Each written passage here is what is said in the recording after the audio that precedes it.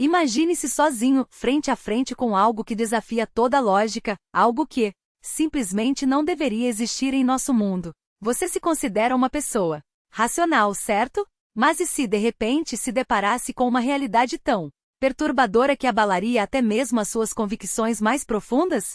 Reflita sobre isso antes de mergulhar nesta história que muitos prefeririam que nunca viesse à tona. Era 1936. A União Soviética já consolidava seu domínio sobre a vastidão siberiana, mas algumas regiões remotas ainda escapavam ao controle total do regime. Foi nesse contexto que um documento incomum chegou aos arquivos da NKVD, em Krasnoyarsk. Trata-se do diário de Ivan Petrovich Sokolov, um caçador que desaparecera sem deixar vestígios nas densas florestas da região do Baixo Priangari. O caderno foi encontrado por acaso por guardas florestais que toparam com uma cabana abandonada a 120 quilômetros da civilização mais próxima. De Sokolov, nem sinal. O documento teria sido arquivado e esquecido não fosse pelo conteúdo alarmante de suas anotações, tão perturbador que o agente local da NKVD, alarmado, encaminhou o material a Krasnoyarsk com a classificação de absolutamente secreto, sugerindo possível atividade contra-revolucionária às margens do rio Tazieva. Após uma análise minuciosa por uma comissão especial, no entanto, a decisão foi outra: classificar todo o material e organizar uma expedição secreta ao local. O que essa equipe descobriu jamais foi divulgado. Os registros foram retirados dos arquivos na década de 1950 e, supostamente destruídos. Sobraram apenas fragmentos do diário original, que agora vem à luz depois de décadas de obscuridade. Relatório do incidente número 78.236. Confidencial. Elaborado em 17 de novembro de 1936. Autor: Major de Segurança do Estado, A.S. Klimol. Entre 10 de outubro e 15 de novembro de 1936, uma equipe especial da NKVD investigou as circunstâncias envolvendo a descoberta do diário do cidadão I.P. Sokolov e os eventos nele descritos. Durante as apurações, moradores locais, caçadores e uma expedição à área indicada foram consultados. Os resultados, no entanto, foram classificados como ultra-secretos pela Portaria número 276, de 16 de novembro de 1936. Todo o material foi remetido ao Arquivo Central da NKVD, sob o selo de pasta especial. Observação: recomenda-se declarar a região como zona proibida, justificando-a como área de preservação ambiental. Trechos do diário de Ivan Sokolov. 3 de setembro de 1936. Há 3 dias cheguei ao meu abrigo de inverno. O tempo está surpreendentemente ameno para o início do outono. Abasteci-me de lenha e verifiquei as armadilhas. Este lugar parece intocado há anos. A caça é farta. Amanhã, ao amanhecer, seguirei para a encosta norte. Os evenquis da região falam de rastros de um grande zibelina por lá. Se a sorte ajudar, esta temporada renderá peles suficientes para finalmente realizar o sonho de Maria: deixar a floresta e nos mudarmos para a cidade. 5 de setembro de 1936. Algo estranho acontece nesta mata. Ontem, ao raiar do dia, fui conferir as armadilhas. E todas estavam vazias, embora houvesse sinais claros de que animais as haviam acionado. Mas não apenas isso, alguns dos mecanismos estavam disparados, porém, sem presa alguma. Como se alguém, ou algo, tivesse libertado as bestas. Pensei em caçadores rivais, mas que caçador desperdiçaria a caça alheia? Não há pegadas humanas, apenas trilhas de animais e marcas bizarras nas árvores, como se alguém tivesse arrancado faixas largas da casca. Um urso? Não parece. Decidi reposicionar as armadilhas mais perto da cabana. 7 de setembro de 1936. Durante a noite, ouvi sons que não se assemelham a nada conhecido, nem uivos de lobo nem rugidos de urso. Um zumbido grave e vibrante, como se uma criatura imensa respirasse bem ao lado da cabana. Pela manhã, revistei os arredores. Nenhum rastro. Só notei que os pássaros sumiram desta parte da floresta. Normalmente a taiga é um concerto de sons, mas agora reina um silêncio opressivo. Apenas o vento nas copas das árvores. Estranho não avistar nem mesmo esquilos. Para onde foram todos? 10 de setembro de 1936. Gurin descobriu hoje, a 2 quilômetros da cabana, uma clareira inquietante. Círculo perfeito de 20 metros de diâmetro onde as árvores parecem queimadas por dentro. A casca está enegrecida, mas não há sinais de fogo. E o solo, a terra ali é mais escura, como se afundasse levemente sob os pés. Cavei um pouco e abaixo da camada superficial, encontrei uma substância viscosa semelhante a alcatrão, porém sem cheiro. Coletei uma amostra para examinar à luz do dia. Também notei pegadas gigantes de cerca de 30 centímetros com marcas que não correspondem a nenhum animal que eu conheça. Parecem ter mais de 5 garras. E a distância entre elas é enorme, mais de 1 metro. Que tipo de criatura deixaria rastros assim? 12 de setembro de 1936. Acordei com um odor nauseante, doce e pesado como carne em decomposição, mas com um toque químico. O cheiro vinha de fora. Peguei a espingarda e saí. Nada, mas o fedor persistia e havia pegadas ao redor da cabana, as mesmas marcas estranhas que vi na clareira, como se algo tivesse rondado a noite toda. Além disso, todas as minhas armadilhas estavam vazias novamente, embora eu tenha ouvido o mecanismo disparar durante a madrugada. A substância negra que coletei está na mesa. Estranhamente, ela ficou mais densa e parece pulsar. Talvez seja apenas um efeito da luz da lamparina. Amanhã levarei de volta e enterrarei aquele lugar. Não gosto disso. 14 de setembro de 1936. Retornei à clareira para enterrar a substância. Mas ela mudou. Agora tem quase 30 metros de diâmetro e o solo afundou ainda mais. No centro formou-se uma pequena cratera com cerca de 50 centímetros de profundidade. Lá dentro, a mesma massa negra. Quando me aproximei, tive a impressão de que ela se mexeu como se reagisse à minha presença. Deve ter sido imaginação.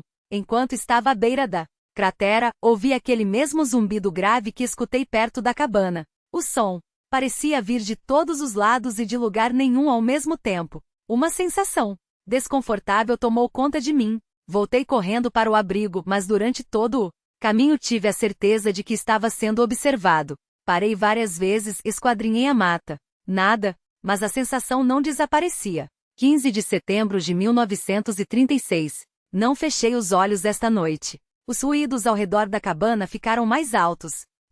Não eram apenas sons. Algo parecia arranhar as paredes por fora. Pouco antes do amanhecer, arrisquei-me a espiar pela janela e vi. Não pode ser. Devem ser o cansaço, os olhos me enganando. Não poderia ter visto aquilo. Uma figura alta e esguia entre as árvores com mais de 3 metros de altura. Membros desproporcionalmente longos e finos com protuberâncias nas extremidades. E o pior, não havia rosto. Apenas uma superfície lisa e pálida como madeira não trabalhada.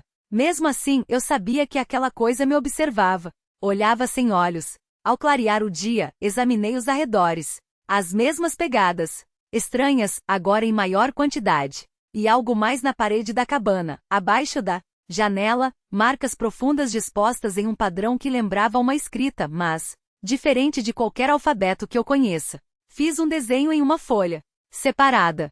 17 de setembro de 1936. Decidi partir hoje. Juntei apenas o essencial. Mas quando tentei deixar a cabana, percebi que a bússola enlouqueceu. A agulha gira sem parar como se o norte tivesse desaparecido do mundo. O sol, escondido atrás de nuvens espessas, não oferece nenhuma referência.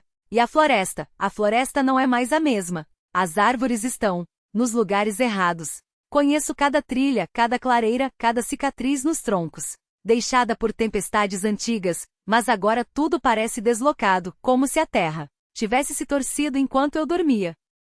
Tentei sair, várias vezes, em direções diferentes, mas a cada poucos quilômetros a mata se fecha em paredes impenetráveis de galhos retorcidos e raízes que se entrelaçam como dedos ossudos.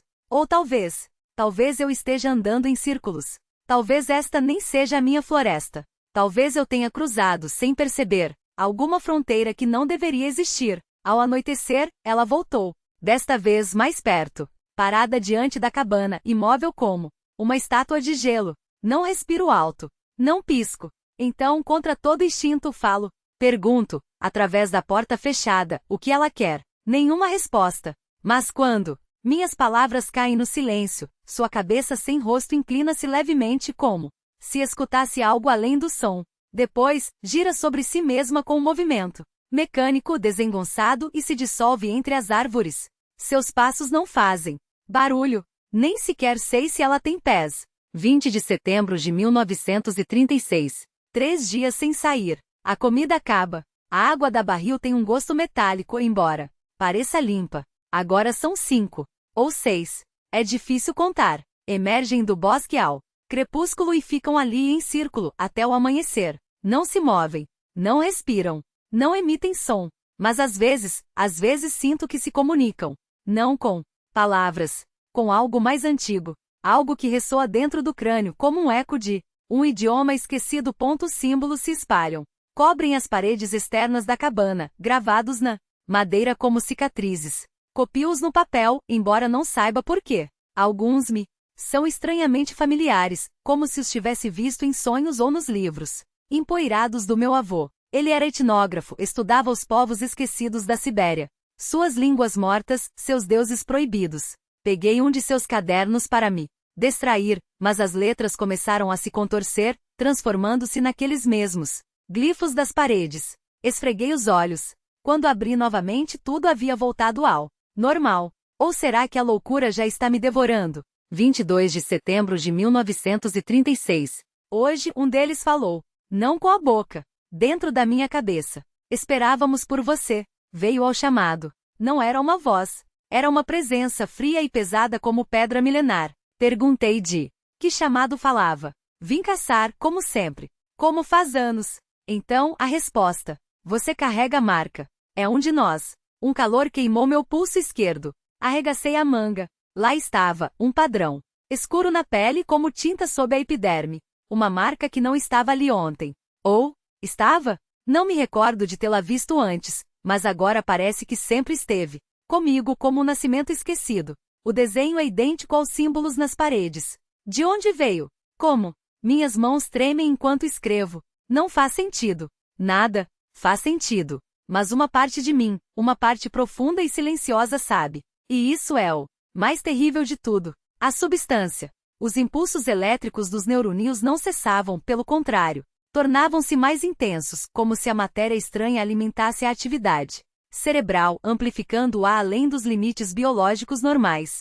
Os últimos registros, antes da perda total dos espécimes, mostravam padrões de atividade neural coerentes, quase organizados, como se algo dentro daquelas células modificadas estivesse tentando se comunicar. O professor Strelnikus descreveu o fenômeno como uma forma de inteligência distribuída, capaz de se replicar e adaptar, mas cuja finalidade permanece obscura. Seu relatório terminava com uma advertência urgente. Esta não é uma substância. É um processo. E ele está ativo. Mas o mais perturbador não eram os experimentos em laboratório. Eram as anotações de campo da terceira expedição. Os soldados que acompanhavam os cientistas relataram ter visto figuras alongadas, movendo-se entre as árvores ao anoitecer, silhuetas que não emitiam som, não deixavam pegadas, mas que, quando observadas diretamente, pareciam desfocar na periferia da visão, como se a mente humana não conseguisse fixá-las por completo. Um dos guardas, o sargento Boris Volkov, disparou sua arma contra uma delas. A bala atravessou o que ele jurava ser um torso, mas não houve sangue nem reação. Apenas um som, um zumbido grave, vibrante, que ele descreveu como a voz de um enxame de insetos falando em uníssono. Volkov enlouqueceu 3 dias depois. Seu último registro no diário era uma série de símbolos idênticos aos que agora marcam meu próprio pulso. Strelnikus e sua equipe coletaram amostras do solo, da vegetação e até de fragmentos ósseos encontrados perto da cratera. Os ossos, segundo a análise, não eram humanos, nem de qualquer mamífero conhecido. Sua estrutura era porosa, quase esponjosa, mas incrivelmente resistente. E todos apresentavam o mesmo padrão. Traços de uma substância negra incrustada nas fibras, como se algo estivesse reescrito de dentro para fora. O relatório final da expedição nunca foi oficialmente arquivado. Em vez disso, os documentos foram classificados como material especial de alto risco e enviados diretamente a Moscou, sob custódia do próprio Beria. Os membros sobreviventes da equipe foram reassinalados, um eufemismo sinistro para o que acontecia com aqueles que sabiam demais. Strelnikus desapareceu em 1938 durante uma viagem. De trabalho a Colima. Seu corpo nunca foi encontrado. Mas antes de sumir, ele deixou uma última anotação, escondida entre as páginas de um livro de botânica em sua biblioteca particular. Uma frase escrita à pressa com letras trêmulas. Eles não estão mortos. Eles estão esperando. E a marca é o convite. Agora, enquanto traço os dedos sobre os sulcos escuros em minha pele, sinto um formigamento que sobe pelo braço como se algo respondesse ao toque. Os símbolos parecem pulsar, como se estivessem vivos. E pela primeira vez, ouço o zumbido. É baixo, quase imperceptível, mas está aqui, dentro da minha cabeça. Uma vibração, que não vem dos ouvidos, mas de algum lugar mais profundo, atrás dos olhos, dentro dos ossos, como se algo estivesse ajustando a frequência da minha própria consciência, preparando-me para ouvir. E então, bem no limite entre o sono e a vigília, eu os vejo, não com os olhos, com algo mais. Eles estão lá, nas sombras entre as árvores altas e delgadas, suas formas tremeluzindo como calor sobre o asfalto. Não têm rostos. Não precisam, porque eles já estão dentro. E eles sabem que eu os vi, porque agora eu também tenho a marca. 3. E o que eles trouxeram de volta não eram apenas feridas físicas, mas algo muito pior, a marca. Os sobreviventes descreveram como as figuras altas e sem rosto emergiram da escuridão como se sempre tivessem estado lá, esperando. Moviam-se sem som, sem pressa, como se o tempo para elas fosse uma ilusão. Quando o primeiro soldado tentou atirar, a bala parou no ar, suspensa por um instante antes de cair no chão, inerte. Outros relataram que suas armas simplesmente deixaram de funcionar, como se algo tivesse drenado a própria essência de seu mecanismo. Os que tentaram fugir descobriram que o chão sob seus pés se tornava mole, engolindo suas botas até os tornozelos, enquanto as árvores ao redor se contorciam, bloqueando qualquer rota de escape. Os 3 que retornaram não eram mais os mesmos. Seus olhos, antes alertas e disciplinados, agora brilhavam com um reflexo opaco, como óleo derramado sobre água. Suas vozes, quando falavam, soavam sincronizadas como se ecoassem de um mesmo lugar distante. Um deles, o sargento, repetia sem parar: eles não são inimigos. Eles são os próximos. Outro, o cabo, desenhava compulsivamente no papel símbolos idênticos aos que apareciam na pele dos infectados, traços angulares que faziam os olhos doerem ao tentar focar. O terceiro não falava, apenas sorria enquanto sua pele começava a exibir veias escuras, serpenteando sob a superfície como rachaduras em porcelana. Foi então que o professor e os outros marcados completaram o ritual. As máquinas que haviam construído, híbridos grotescos de metal e substância negra, ativaram-se com um som que não era som, uma vibração que ressonava dentro dos ossos. O lago negro no centro da cratera começou a ferver, não com bolhas, mas com formas geométricas impossíveis que surgiam e desapareciam na superfície. O ar ficou pesado, como se a própria gravidade tivesse se inclinado. Então, do fundo da voragem, algo respondeu. Os sensores da base registraram um pico de energia tão intenso que queimou os instrumentos. Testemunhas juram ter visto colunas de luz negra erguendo-se do lago, não iluminando, mas absorvendo a luz ao redor. Por 3 minutos, o mundo dentro da zona de quarentena parou. Os pássaros caíram do céu. Os motores morreram. Até os relógios congelaram. Quando tudo voltou, o professor e seus seguidores haviam desaparecido. A cratera havia crescido, engolindo metade do complexo de pesquisa. E no centro, onde antes havia água, agora pulsava uma massa viva, não líquida, não sólida, mas algo que respirava, que observava. Os 3 soldados sobreviventes foram colocados em isolamento. Em 48 horas, seus corpos começaram a se desintegrar, não em carne e osso, mas em partículas escuras, que flutuavam no ar como cinzas antes de se reunirem em padrões complexos no teto da cela. Na manhã do 3º dia, não restava nada deles, apenas marcas negras nas paredes, como se algo tivesse arrastado suas essências para fora do mundo. O governo ordenou a evacuação total em 24 horas. Arquivos foram queimados, equipamentos destruídos, mas alguns documentos sobreviveram. E neles, entre relatórios censurados e fotos borradas, uma anotação repetia-se como um aviso: eles não estão invadindo, eles estão despertando.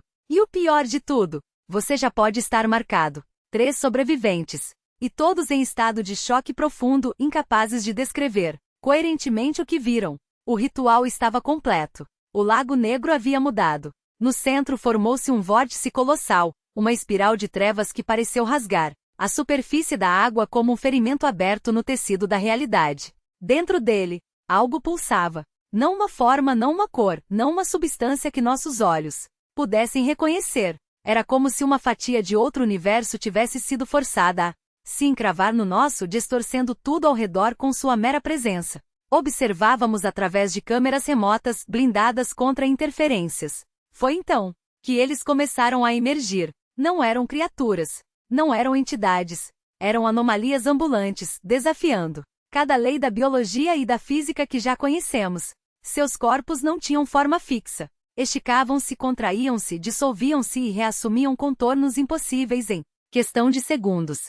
Alguns eram do tamanho de arranha-céus, outros se fragmentavam em milhares de segmentos que se moviam em sincronia grotesca. E o pior, não havia rostos, não havia olhos, mas sabíamos que estávamos sendo observados. Foi nesse momento que a transmissão falhou. A última imagem registrada mostrou Professor Shumou e os outros marcados, aqueles que carregavam as cicatrizes negras na pele, curvando-se em uma reverência que não pertencia a nenhuma cultura humana. Seus movimentos eram precisos, quase coreografados, como se estivessem cumprindo um protocolo antigo demais para ser lembrado. O comando da base não hesitou. O protocolo Ômega foi acionado, uma carga nuclear de baixa potência camuflada como equipamento de prospecção sísmica foi detonada. No subsolo, tínhamos 1 hora para evacuar. Quando as últimas viaturas cruzaram a fronteira dos 50 quilômetros, o céu sobre a taiga iluminou-se com um clarão branco, azulado, seguido pelo cogumelo atômico que se ergueu como um monumento ao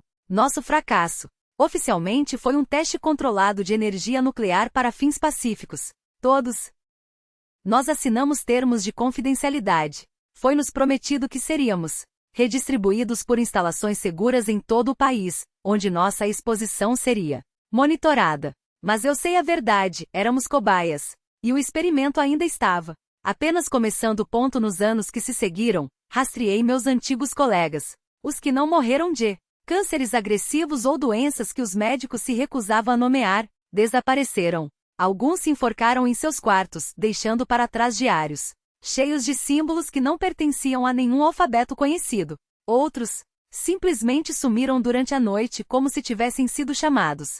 E então, há 3 meses, notei a marca no meu ombro direito. Uma pequena mancha negra, idêntica às dos escolhidos. No início coçava, agora a lateja. E os sonhos começaram. Eles não falam, não precisam. Suas vozes são como o zumbido de um enxame de insetos distantes, vibrando dentro do meu crânio. Em breve, nada pode nos deter, para sempre. Você sabe que é verdade. E o mais terrível, eu quero que seja verdade. Às vezes, acordo com as mãos tremendo, não de medo, mas de antecipação. Os memórias do Lomou, meu relato, causaram um breve alvoroço entre os caçadores de mistérios da Guerra Fria, mas foram rapidamente arquivados como mais uma fábula de um velho paranoico. Eu morri 6 meses depois da publicação, oficialmente, de um derrame massivo. Mas os arquivos do Ministério da Defesa, parcialmente desclassificados décadas depois, confirmam, em março de 1953, uma explosão nuclear realmente ocorreu naquela região da Sibéria. O propósito oficial: avaliar a viabilidade de cavidades subterrâneas para armazenamento estratégico. Mentira. A área foi declarada zona proibida por contaminação radioativa. Só que, nos anos 90, equipes independentes mediram os níveis de radiação e não encontraram nada. Mesmo assim, o local permanece vedado. Por quê? Em 1987, uma expedição geológica trabalhando a 200 quilômetros dali registrou algo estremecedor. Às 2 horas da madrugada do dia 18 de agosto, o acampamento foi despertado por uma luz. Não uma aurora, não um fenômeno atmosférico. Uma pulsação esverdeada, ritmada como um coração, vinda diretamente da zona interdita. Durou 15 minutos. Depois, silenciou. Na manhã seguinte, os moradores locais relataram que os animais haviam enlouquecido. Cães uivando até sangrar, gado se arremessando contra cercas, alces, e lobos fugindo em manadas descontroladas para longe da floresta. Os rádios emitiam apenas estática. As bússolas giravam sem rumo.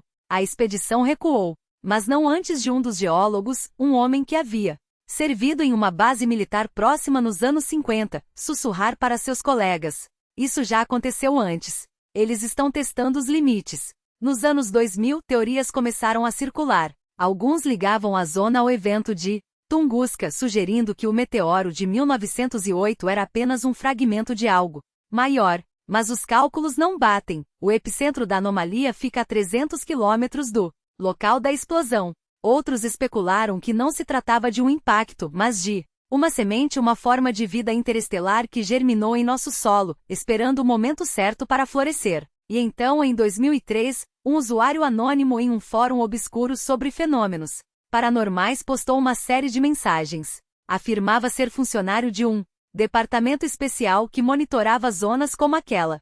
Seu relato? Após 1953, a anomalia não foi destruída. Foi contida. Mas a contenção está falhando. Ele descreveu pulsos de atividade sincronizados com eventos astronômicos, eclipses, passagem de cometas. O mais intenso ocorreu em 1986, durante a aproximação do cometa Halley. Por 3 noites, um domo de realidade distorcida se formou no centro da zona, 100 metros de diâmetro de alguma coisa que não deveria existir. Dentro dele, estruturas geométricas impossíveis flutuavam no ar. Criaturas com demasiadas juntas se arrastavam entre elas. E pelo mundo, pessoas com marcas como a minha relataram visões coletivas, sonhos idênticos de uma chegada. A teoria deles? Não somos invadidos. Somos incubados. Essa forma de vida, ou de consciência, opera em uma frequência além da nossa. Mas em certos lugares, como a taiga siberiana, o véu entre dimensões é fino.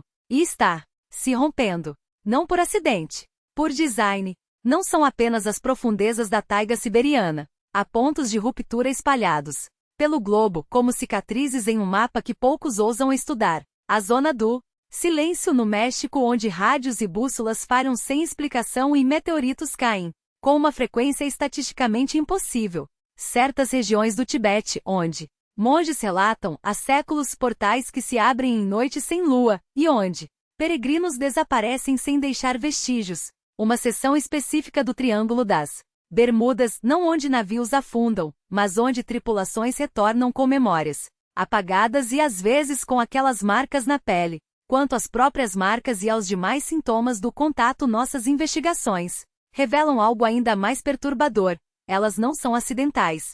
São uma interface biológico, uma ponte forçada entre a consciência humana e algo que não deveria ser percebido. Um estudo genético clandestino, conduzido por uma equipe de bioquímicos russos nos anos 1970, antes de sumirem, sugeriu que certas sequências de DNA, presentes em menos de 1% da população no início do século XX, agora aparecem em quase 5% dos nascidos. Não é uma mutação aleatória, é uma adaptação dirigida, e a curva de crescimento é exponencial. O que isso significa? Que estamos diante de uma fase inicial de assimilação, ou de substituição. Essas informações foram apagadas dos fóruns onde circularam. O usuário anônimo, que as divulgou, identificando-se apenas como Observador 9, desapareceu, após enviar um último arquivo criptografado contendo coordenadas de pontos de atividade anômala. Mas alguns dados sobreviveram à censura. Em março de 1986, quando o cometa Halley atingiu seu periélio, houve um pico global de avistamentos de objetos não identificados, acompanhado por relatos de vozes na cabeça e sonhos compartilhados. Coincidência? Os arquivos desclassificados da KGB mencionam um projeto Eclipse, ativado exatamente naquele período, com o objetivo de monitorar flutuações na barreira dimensional. E então há as pesquisas genéticas, publicações em revistas como Nature e Science, antes de serem retratadas sob pressão, confirmaram a existência de marcadores associados à hipersensibilidade a campos eletromagnéticos não convencionais, os mesmos padrões descritos nos relatórios secretos. A diferença? Os números oficiais são subestimados muito. Nos últimos anos, o caso de Ivan Sokolov e o fenômeno que ele documentou voltou à tona graças a jornalistas como Alexei Novikov, autor de Zonas Secretas da URSS, o que os arquivos escondiam.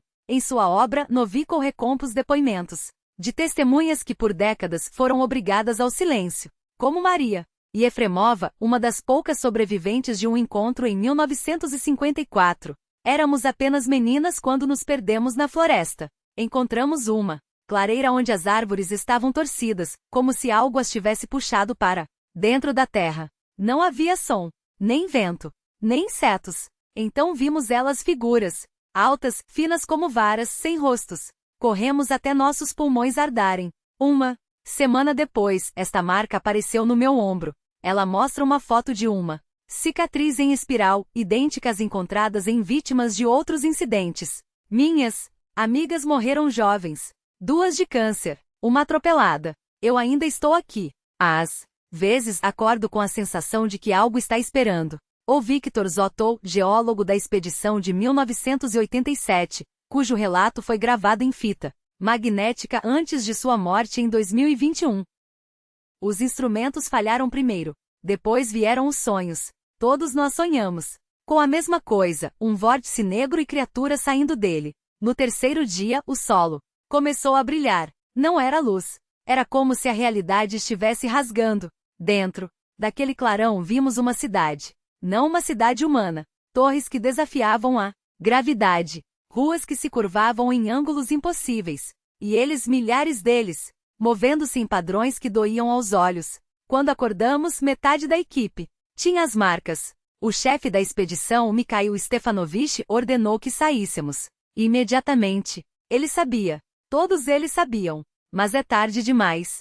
Porque agora, quando fecho os olhos, vejo nossas cidades assim. Moscou, Petersburgo, Novosibirsk, transformadas. E eles estão lá, esperando. Os arquivos recentemente desclassificados da FSB revelam que o monitoramento da zona nunca cessou. Entre 1992 e 2015 foram registrados 17 eventos de alta atividade, cada um acompanhado por fenômenos que desafiam a física, objetos luminosos, pairando a altitudes impossíveis, sons de baixa frequência que induziam alucinações coletivas e, o mais aterrador, distúrbios temporais. Em 3 ocasiões, equipes de reconhecimento relataram ter avistado versões de si mesmas em locais onde nunca estiveram, realizando ações que ainda não haviam ocorrido. A pergunta que permanece é: o que eles estão construindo dentro dessas zonas?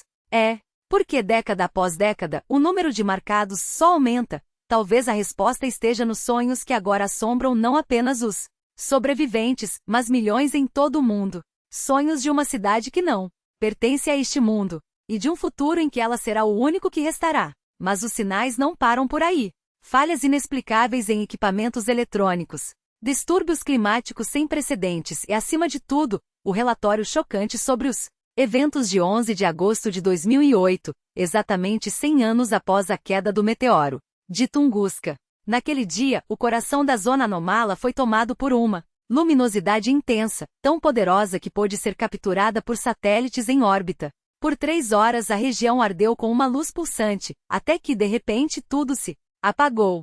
Quando uma equipe de pesquisadores finalmente alcançou o local, o que encontraram foi além de qualquer expectativa. A cratera central, preenchida pela substância negra, havia dobrado de tamanho. E o pior ainda estava por vir. Em um raio de quilômetros, a flora e a fauna haviam sido transformadas.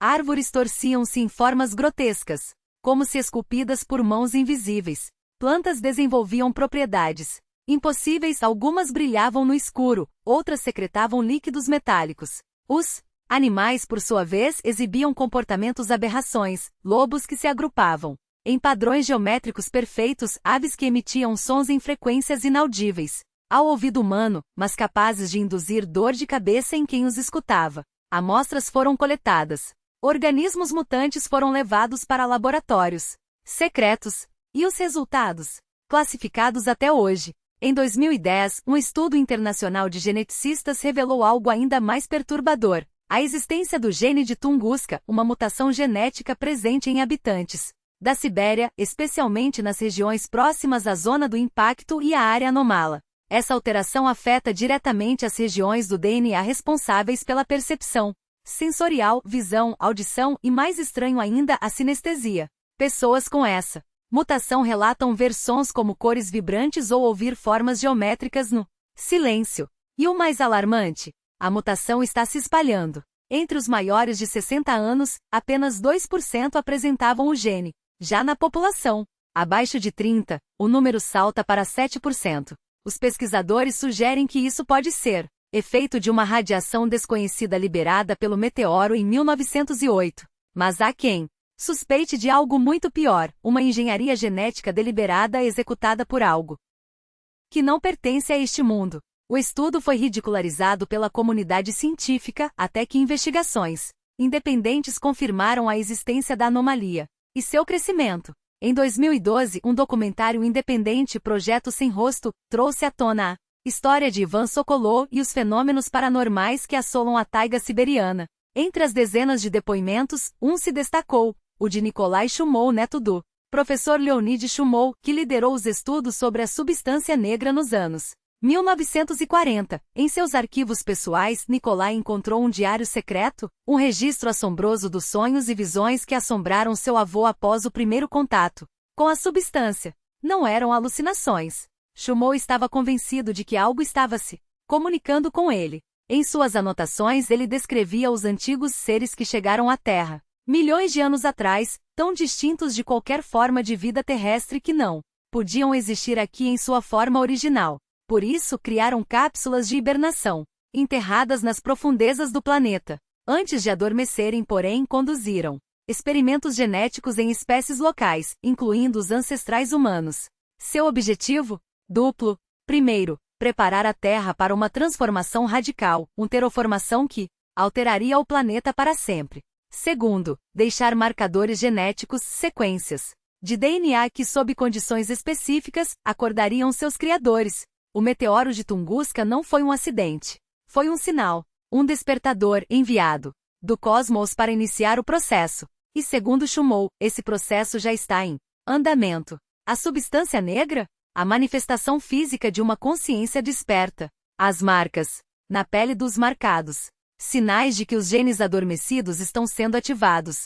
A previsão mais aterradora do diário? O despertar completo dos antigos é inevitável e acontecerá dentro de um século. Quando isso ocorrer, a humanidade como a conhecemos deixará de existir, substituída por híbridos, formas de vida adaptadas a uma realidade que já não será nossa. O documentário Projeto Sem Rosto viralizou na internet, mas foi apagado de todas as plataformas principais sob alegações de violação de direitos autorais. Os criadores denunciaram ameaças e pressão de figuras desconhecidas antes de sumirem da esfera pública. Ainda assim, fragmentos do filme circulam em cantos obscuros da rede, e aqueles que os assistem relatam sonhos perturbadores nas noites seguintes. Figura sem rosto, uma cratera negra que parece respirar. Em 2015, a Estação Espacial Internacional registrou um fenômeno luminoso sobre a Sibéria Central. Uma luz verde pulsante visível mesmo do espaço, emanando exatamente da zona anômala. As autoridades atribuíram o evento a uma aurora boreal atípica. Mas especialistas notaram algo estranho. A localização e o padrão de pulsação não correspondiam a nenhum fenômeno natural conhecido. Na mesma época, estações sismológicas em todo o mundo detectaram uma série de tremores artificiais, originados no epicentro da anomalia. Suas frequências não eram aleatórias, pareciam códigos, uma linguagem vibratória transmitida através da crosta terrestre. E então, em 2017, a Organização Mundial da Saúde emitiu um alerta sobre um fenômeno médico inexplicável, marcas na pele, surgindo sem causa aparente em pessoas ao redor do globo. Padronizadas quase como glifos, elas aparecem durante o sono e nunca desaparecem. Alguns das vítimas juram que ao tocá-las ouvem sussurros. Outros afirmam que sob certa luz as marcas se movem. Os padrões não se limitavam a formas geométricas simples, eram símbolos complexos entrelaçados em uma sintaxe visual que não correspondia a nenhuma escrita conhecida. Não doíam, não coçavam, não supuravam. A pele permanecia íntegra, como se as marcas fossem tatuagens de uma tinta invisível, impressa sob a epiderme por uma mão que não pertencia a este mundo. Mas sua inocuidade física era apenas a primeira camada de um mistério muito mais profundo. Os portadores desses glifos começaram a exibir sintomas que desafiavam a medicina moderna, enxaquecas debilitantes que resistiam aos analgésicos mais potentes, insônia crônica acompanhada de paralisia do sono, alucinações hiperrealistas que se fundiam com a realidade. Alguns relataram sinestesia, cheiros que evocavam cores, sons que deixavam um gosto metálico na boca. Os casos se concentravam em regiões específicas, a vastidão gelada da Sibéria, as florestas escandinavas onde o sol mal toca o horizonte no inverno, as tundras canadenses e os territórios remotos do Alasca. Mas não eram exclusivos deles. Relatos isolados surgiam em metrópoles, em ilhas tropicais, em desertos, uma disseminação silenciosa, como se algo estivesse se infiltrando nas veias do planeta. As biópsias revelaram o impossível. As células da pele afetada exibiam uma estrutura cristalina anômala, como se seus núcleos tivessem sido reorganizados segundo uma lógica alienígena. Análises genéticas foram ainda mais perturbadoras. As mutações detectadas não afetavam genes ativos, mas sequências arcaicas do DNA, consideradas lixo evolutivo, resquícios de um passado tão remoto que a ciência nem sequer consegue datá-lo com precisão. Era como se algo tivesse ativado esses trechos adormecidos, reescrevendo partes do código humano sem permissão. A Organização Mundial da Saúde batizou o fenômeno de Síndrome do Dermatite Criptográfica, SDC, um nome clínico para algo que escapava à classificação. Uma força-tarefa internacional foi montada, reunindo dermatologistas, geneticistas, epidemiologistas e, numa jogada inesperada, criptógrafos. Afinal, aqueles padrões não eram aleatórios. Eram fragmentos de um metapadrão, uma estrutura matemática tão complexa que sua simples existência desafiava os modelos atuais. Quando sobrepostos e analisados por algoritmos de inteligência artificial, os glifos revelavam uma linguagem visual, uma equação gráfico-simbólica que se repetia em escalas fractais, como se cada marca na pele fosse uma janela para um sistema maior, invisível. E então veio a descoberta que abalou os alicerces da ciência. Aqueles símbolos já haviam sido vistos antes. Eles apareciam nos geoglifos de Nazca, gravados na areia peruana milênios atrás. Estavam esculpidos em petróglifos da era glacial, em pedras que nenhum ser humano deveria ter sido capaz de mover. Coincidiam com os alinhamentos de Stonehenge e, de maneira quase obscena, combinavam perfeitamente com os diagramas do caderno de Ivan Sokolov, aquele mesmo caderno que o cientista russo havia preenchido em seu último verão na taiga, antes de desaparecer sem deixar rastros. O professor James Oldine, do MIT, foi categórico após analisar os dados. Esses padrões não são arte primitiva nem delírios esquizofrênicos. São representações visuais de conceitos matemáticos que a humanidade só começou a compreender no século XX. Geometria fractal, teoria do caos, campos quânticos. Quem quer que os tenha criado, se foram criados, dominava uma matemática que ultrapassa em séculos, talvez milênios, o conhecimento de sua época. Em 2019, a revista Nature publicou um estudo que jogou mais lenha na fogueira. Uma equipe russo-americana de astrofísicos detectou sinais de rádio anômalos emanando da Terra direcionados para um ponto específico no espaço, o sistema estelar Cygnus X1, a 800 anos-luz de distância. A origem? A mesma região da Sibéria onde Sokolov desapareceu. Não havia estações de transmissão registradas. Não havia infraestrutura conhecida capaz de gerar aqueles pulsos. E, no entanto, os sinais eram intencionais. Sua estrutura portava uma modularidade que lembrava os padrões da SDC. As autoridades descartaram a hipótese de um transmissor clandestino. Para produzir aqueles sinais, seria necessário um equipamento de potência e precisão incompatíveis com qualquer tecnologia civil ou militar conhecida. Restava a possibilidade de um fenômeno natural, mas que fenômeno natural emite códigos matemáticos em direção a uma estrela morta? Enquanto isso, a mutação Tunguska, assim batizada em referência ao evento de 1908, continuava sua marcha silenciosa. Em 2020, geneticistas revelaram que sua prevalência havia triplicado em uma década. De 3% da população em 2010, saltou para 8%, uma disseminação exponencial que, se mantida, atingiria 20% da humanidade até 2050. Os portadores exibiam vantagens evolutivas inquietantes: resistência a vírus, metabolismo otimizado, envelhecimento retardado. Era como se a mutação estivesse aperfeiçoando o corpo humano. Mas a que custo? Os sintomas neurológicos se agravavam. Pacientes descreviam a mesma sensação, algo observando por trás de seus olhos. Sonhos compartilhados se multiplicavam. Visões de uma cidade impossível com torres que desafiavam a geometria euclidiana. Corredores que se esticavam ao infinito, figuras sem rosto que sussurravam em uma língua feita de números. Até que em julho de 2021, o mundo testemunhou o ápice da anomalia. Satélites captaram um clarão colossal sobre a Sibéria, um círculo de luz de 10 quilômetros de diâmetro, tão intenso que ofuscava o Sol. Durou 23 horas. Durante esse período, sistemas de comunicação falharam em massa.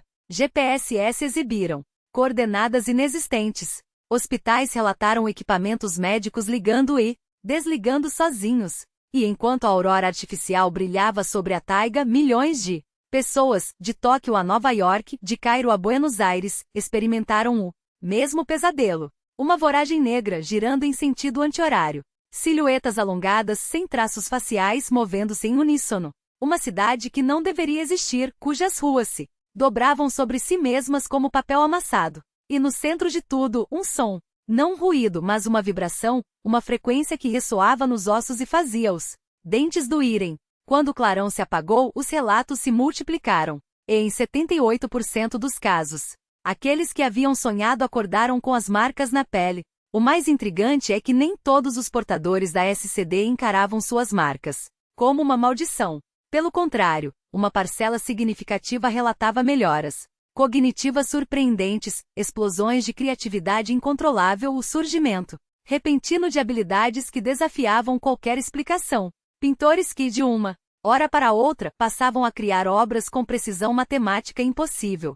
Músicos que compunham sinfonias complexas sem nunca terem estudado teoria. Alguns juravam ter desenvolvido telepatia, premonições ou até a capacidade de manipular objetos à distância, alegações que, embora em sua maioria descartadas pela ciência, não podiam ser ignoradas quando, em casos isolados, fenômenos inexplicáveis de fato ocorriam diante de câmeras e testemunhas confiáveis. Até 2023, uma verdade se impôs: a humanidade não estava diante de uma doença, mas de algo que transcendia os limites da medicina, da biologia, talvez até da física conhecida. A SCD deixará de ser um diagnóstico para se tornar um sinal, um aviso, ou, para os mais ousados, o primeiro suspiro de uma evolução forçada. Foi então que os portadores começaram a se organizar, não como pacientes, mas como uma nova casta. Em fóruns clandestinos, em encontros noturnos sob o disfarce de retiros espirituais, eles trocavam experiências, decifravam os padrões das marcas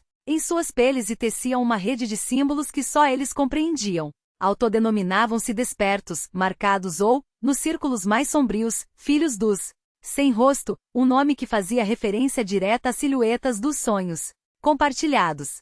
Essas comunidades não apenas documentavam suas transformações, como também desenvolviam rituais de sintonia, linguagens baseadas nas geometrias das cicatrizes e até sistemas filosóficos que pregavam a iminência de um grande despertar, um colapso da realidade como a conhecíamos, seguido pelo nascimento de algo, outro. A sociedade, é claro, reagiu com o medo e a fascinação que sempre reservou ao desconhecido. Para uns, os marcados eram um perigo, vetores de uma contaminação invisível, cavalos de Troia de uma inteligência alienígena. Governos os isolavam em quarentenas forçadas, enquanto grupos radicais pregavam sua erradicação. Para outros eram os eleitos, os precursores de uma nova era cujos corpos e mentes estavam sendo reescritos pelas leis de um futuro que ainda não chegará. Laboratórios secretos os estudavam, tentando extrair suas melhorias para aplicações militares ou tecnológicas. Corporações os cortejavam, oferecendo fortunas por amostras de tecido ou sessões de treinamento cerebral. Até que em 21 de junho de 2024, o mundo assistiu ao que muitos chamariam de o ponto de não retorno. Às 11h15, horário universal, centenas de milhares de marcados, espalhados de Tóquio a Buenos Aires, de Reykjavik à Cidade do Cabo, entraram em transe simultâneo.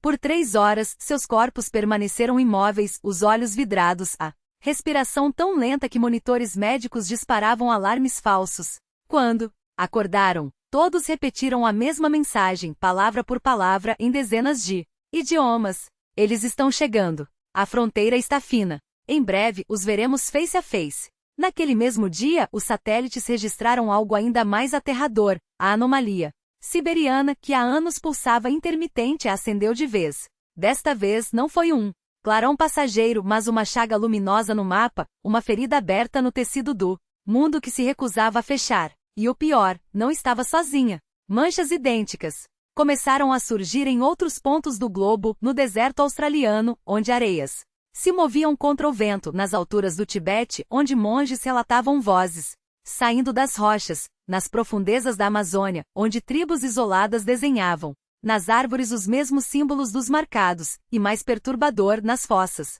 abissais do Pacífico, onde sonares captavam estruturas onde só deveria haver escuridão. Desde então, a realidade tem se desfiado nas bordas.